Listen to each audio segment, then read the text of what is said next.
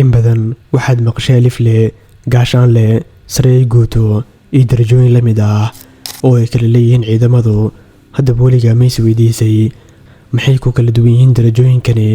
se intee darajo si guud ugu kooban yihiin ciidanku? maxay tahay shaqada darajo kasta? sidaynu wada ogsoonnahay, ciidanku wuxuu ka mid yahay shaqooyinka ugu adag, muhiimna ay tahay in la kala amar qaato.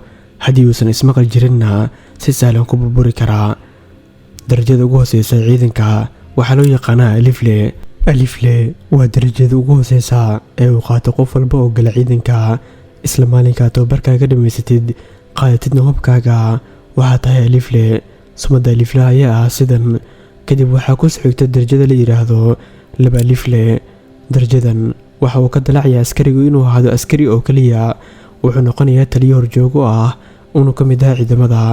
waxaana laba aliflaha badanaa shaqadiisu ay tahay in markay yimaadaan jenaraalada iyo saraakiisha ka sareysa uu kala baro ciidamada. waxaa ku socogta darajada saddexaad oo ah saddex alif le.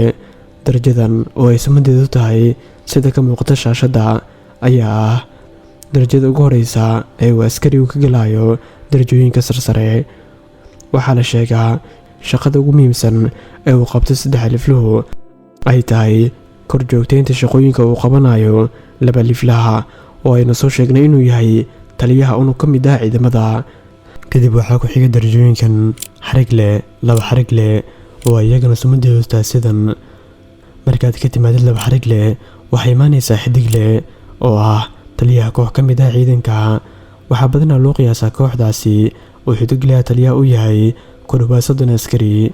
kadib waxaa imaanaya laba xidig le oo ay asagana sumadiisu tahay sida ka muuqata shaashadda. badanaa labadan darajo, xidig le, laba xidig le, ma ahan darajooyin ku kala duwan waxweyn marka laga yimaado inay ku kala soo horeeyeen ciidanka. kadib waxaa imaanaya saddex xidig le oo isna shaqadiisu tahay korjoogtaynta iyo ka waraahinta darajooyinka ka hooseeya. kadib waxaa imaanaya gaashaan le oo isna sumadiisu tahay sidan. gaashaan le waxaa ku xiga gaashaan la dhexe. kadib waxaa ku sixiya gaashaan la sare. marka laga yimaado gaashaan le waxaa imaanaya saddex darajo ee ugu sareeya ciidanka oo ah saree guuto.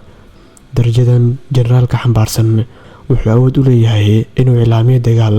sidoo kale waa taliyaha dagaalgelin karaa dhammaan unugyadu ka kooban yahay ciidanku. waxaa cusud mudan taliyaha guud ee ciidanka Soomaaliyeed hadda waa jenaraal Odowa inuu haysto darajadan. waxay imaanaysaa darajada sareegaas oo ah darajo ay adag tahay in la gaaro, waana faraku-tiris jenaraalada gaaray darajadan. darajada sareegaas waa hogaamiyaha ciidanka.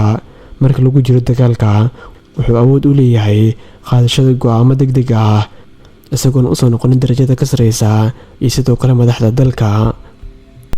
kadib waxaa imaanaya darajada ugu sareysa oo ah saree guud. darajadan waa dhif iyo naadir in la gaaro. xitaa madaxweyne Siyaad Bare oo ahaa jenaraalkii ugu horeeyey uguna dambeeyey ee afgembi ku qabsaday xukunka, darajadiisu waxay ahayd sareegaas oo ma uusan gaarin darajadan saree guud. waxaa ka mid ah jenaraalada Soomaaliyeed oo gaaray darajadan allaha u naxariistay saree guud Maxamed Cali Samatar iyo sidoo kale Bashiir Goobe.